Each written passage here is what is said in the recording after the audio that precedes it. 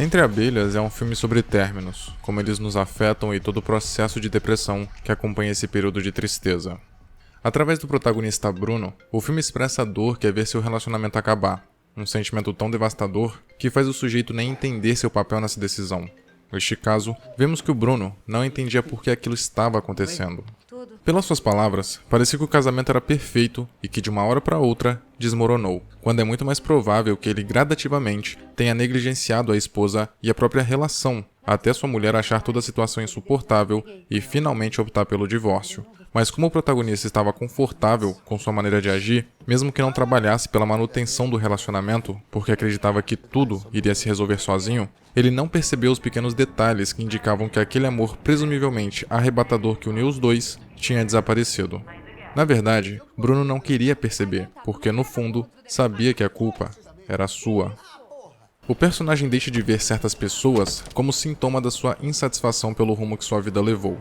Ele queria tanto se agarrar à sua antiga rotina que cismou que comprar uma cadeira vermelha seria o suficiente para reconquistar sua ex-esposa. Para ele, ela era a pessoa mais importante da sua vida. O Bruno só enxergava ela ao mesmo tempo em que cada vez mais dava menos importância para os outros, como um motorista de táxi que não parava de fazer perguntas. No momento em que percebeu que o sujeito era chato, o protagonista desejou que ele sumisse para ficar em paz. Desconhecidos na rua também ficavam invisíveis porque não significavam nada para o Bruno, não faziam diferença para ele. Porém, com o passar do tempo, a apatia do personagem passou a ficar tão grande que ele deixou de ver até alguns colegas de trabalho, pessoas que estavam em sua despedida de casado que acompanhamos no começo do filme.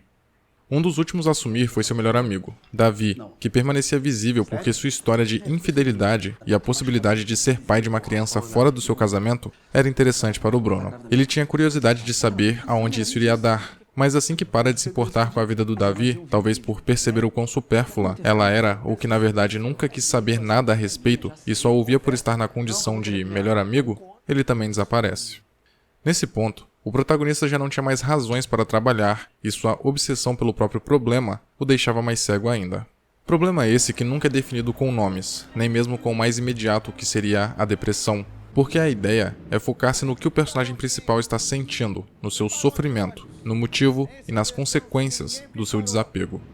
Talvez por isso mesmo não vemos a morte da mulher que tentaria de tudo para ajudá-lo, apenas a sentimos. Como acontece com Bruno, que demora a entender o que estava acontecendo porque já não via mais a própria mãe.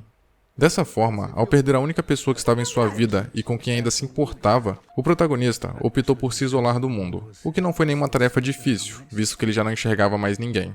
Nem mesmo a ex-esposa, por quem inicialmente nutria esperança, ele conseguia ver, provavelmente por ter se conformado de que não tinha jeito de voltar com ela. O problema do Bruno, por mais que seja extrapolado para algo fantasioso, trata de representar uma característica bastante humana, o egoísmo. Isso fica bem evidente na cena em que o protagonista atropela alguém, mas não consegue ter certeza do que houve. Mesmo desnorteado e desesperado, a pessoa que ele acertou não volta a ficar visível para ele. Poderia-se imaginar que a preocupação com o acidente faria o personagem demonstrar alguma importância com aquilo, consequentemente conseguindo ver a vítima. Mas não, ela continua invisível porque o Bruno está sim angustiado, mas com ele mesmo. Em muitos momentos, a gente quer se sentir mal pelo que fazemos de errado, mas nem sempre isso acontece. Até porque não é um sentimento que precisa ser invocado, ele tem que surgir para ser genuíno e expressar um certo tipo de empatia. Quando o arrependimento e a culpa é motivada pela consciência de que algo é errado e não pelo ato em si, significa que estamos mais preocupados com como aquilo vai nos afetar do que com a saúde de terceiros. Na sociedade, podemos perceber isso através dos moradores de rua, que muitas vezes são completamente ignorados devido a um asco desenvolvido pelo simples fato deles existirem. Conscientemente, sabemos que a condição de um mendigo é muito pior do que a nossa, mas poucos são aqueles que se importam de verdade, mesmo que não façam nada para ajudar. Muitos apenas despejam palavras vazias sobre como seria perfeito um mundo onde todos pudessem ter uma moradia, quando a motivação por trás desse desejo é completamente egoísta, visto que nasce da insatisfação de ter que olhar para esses indivíduos na rua, quando a simples abordagem deles já é o suficiente para causar irritação. As pessoas sumindo, claro, eram um sintoma da tristeza profunda do Bruno, que primeiro só dava atenção para as pessoas erradas e depois por querer ficar completamente sozinho. Mas não deixam de ser uma metáfora para a nossa sociedade, onde ninguém se importa com ninguém. O próprio protagonista só insistia em voltar com a ex porque queria retornar para um momento em que tudo fazia sentido. Ela era o seu elo com um passado confortável, enquanto a mãe só era relevante por ser uma figura materna, por disponibilizar um lugar para ele morar e por ser um porto seguro. Mas mesmo assim, é possível notar que o protagonista não a valorizava como deveria. Inclusive, vemos em várias ocasiões o Bruno sendo grosso ou não dando atenção para os conselhos e cuidados da mãe. Por outro lado, se uma pessoa some por muito tempo e não mantém contato, ela acaba desaparecendo porque só tem importância ou não quando está por perto. Além do fator conveniência, que torna as pessoas necessárias ou descartáveis, como os amigos do Bruno na boate. Nos momentos alegres, divertidos, eles estão lá para se aproveitarem e criarem uma falsa sensação de lealdade. Mas quando o protagonista começa a desenvolver seu problema, o único que vemos mantendo contato é o Davi.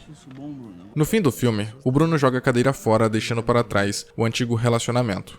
Símbolo de superação, o ato de abandonar o objeto em que despejou a esperança de recuperar sua antiga vida expressa que o personagem estava finalmente pronto para recomeçar. Em um momento de tristeza e solidão, após a perda de alguém que julgamos importante para a nossa vida, acabamos nos apegando ao passado, imaginando se algum dia será possível reviver os sentimentos que acreditamos que apenas essa pessoa específica conseguia despertar, como se ela fosse a única detentora da capacidade de fazer alguém feliz. Devido a essa saudade, que nossa mente acaba alimentando apenas com memórias boas, acabamos deixando de enxergar novas oportunidades ao nosso redor, indivíduos que poderiam fazer a diferença. O Bruno estava dando muita atenção para as pessoas erradas e isso acabava com sua saúde mental.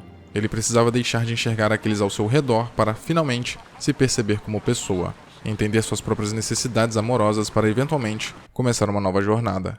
E sua esperança residia justamente naquela que ele ignorou desde o começo. No início do filme, enquanto ainda enxergava todo mundo, a Letícia falou com o protagonista, mas ele não ligou para ela.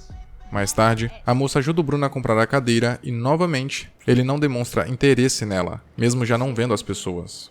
No fim, ao olhar a foto, percebe que justamente ela, que é invisível em nossa sociedade por ser garota de programa, era a única que ele realmente precisava enxergar.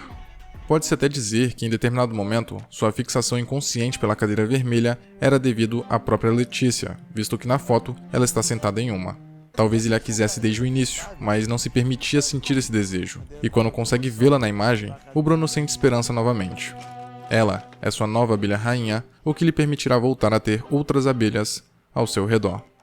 Quando ela atende o telefone, o personagem consegue ver claramente agora que a chuva se foi.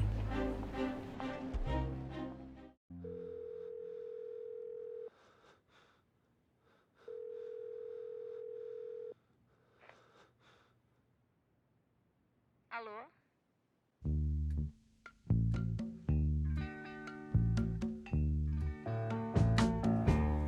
I can see clearly now, the rain is gone. Senhoras e senhores, se vocês gostaram desse vídeo, ou se vocês gostam do meu trabalho, se vocês acompanham o canal Elegante há algum tempo, considere ajudá-lo na minha campanha do Apoia-se. É por lá que você consegue contribuir monetariamente para o canal se manter vivo. Além de uma ajuda diretamente, é uma motivação, porque o YouTube não colabora muito com os vídeos, com o meu tipo de conteúdo. Recorrentemente os vídeos são bloqueados, perdem monetização ou tomam restrição de idade, então isso acaba desmotivando demais, sem falar que é um trabalho muito duro, pesquisar, gravar, editar. E essa ajuda, essa contribuição seria essencial para a motivação, para a manutenção do canal, para a frequência dos vídeos. Mas caso você goste do canal e não consiga ajudar, é completamente compreensível, perfeitamente compreensível. Basta curtir os vídeos, compartilhar e comentar. Isso também é uma forma de ajudar bastante, de motivar muito a produção de conteúdo. Mas caso você tenha condições e principalmente queira, dá uma passadinha lá, o link tá na descrição. Tem algumas recompensas também, batendo algumas metas. As análises mais pedidas do canal serão feitas imediatamente, então talvez valha a pena para você. Link na descrição, confere lá, agradeço demais.